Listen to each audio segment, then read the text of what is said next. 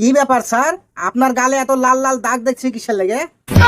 আর বলিস না হাবলু, কাল রাতে মশায় কামড় দিয়ে লাল করে দিয়েছে।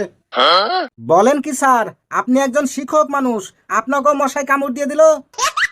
আচ্ছা স্যার, আপনাকে মশায় কামড় দিলটা কিভাবে? কি বলবো রে হাবলু, যখন আমি শুতে গেছি দুইটা মশা এসে আমার পায়ে বসলো।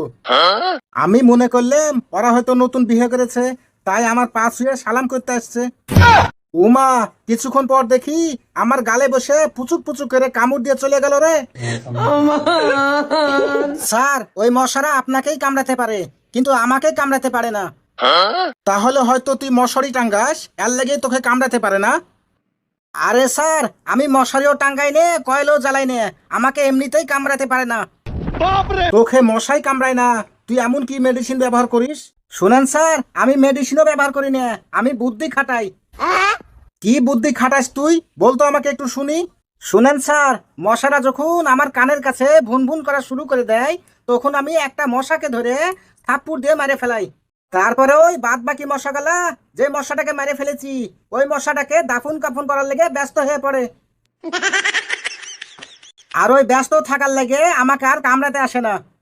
এই তো আবার তুই শুরু করে দিলি ফালতু কথাবার্তা। শুন, আমার সামনে তুই ফালতু কথাবার্তা বলবি না।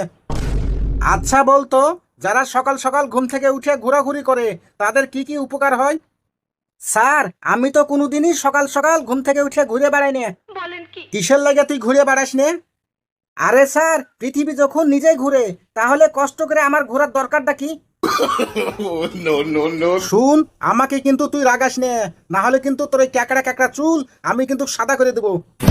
আচ্ছা এবার বলতো, মোবাইলে কার সবচাইতে বেশি ক্ষতি হচ্ছে? স্যার, মোবাইলে সবচাইতে বেশি ক্ষতি হচ্ছে চোরদের। কি আজব কথা রে তোর, মোবাইলের কারণে চোরদের বেশি ক্ষতি হচ্ছে, এর মানে কি?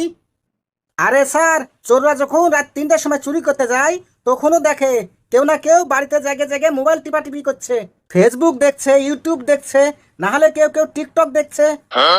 আর এই কারণেই চোরেরা আগের মতো আর চুরি করতে পারছে না। এবার আপনি বলেন, মোবাইলের কারণে কার বেশি ক্ষতি হচ্ছে, চোরের না আমাদের? এই কি আজব উত্তর দিলি রে তুই, তোর যুক্তি শুনে তো আমি ম্যাড হয়ে গেলাম রে। শুন, এভাবে যদি তুই উত্তর দিস, তাহলে কিন্তু তোকে আমি আর স্কুলে রাখবো না। এবার কিন্তু তুই সঠিক উত্তর দিবি, না হলে কিন্তু তোর খবর আছে। ঠিক আছে স্যার, এবার আমি একদম সঠিক উত্তর দেব, একটুও ভুল করব না। আচ্ছা বল, মাছেরা কেন কথা বলতে পারে না? স্যার, মাছেরা তো সবসময় পানির ভিতরে থাকে, তাই মাছেরা কথা বলতে পারে না। এই তুই কি বললি এটা? মাছেরা পানির ভিতরে থাকে তাই কথা বলতে পারে না? হ্যাঁ তো স্যার, আমি তো ঠিকই বলেছি। বিশ্বাস না হলে আপনি একটু পানির ভিতরে থেকে দেখেন তো কথা বলতে পারেন কিনা।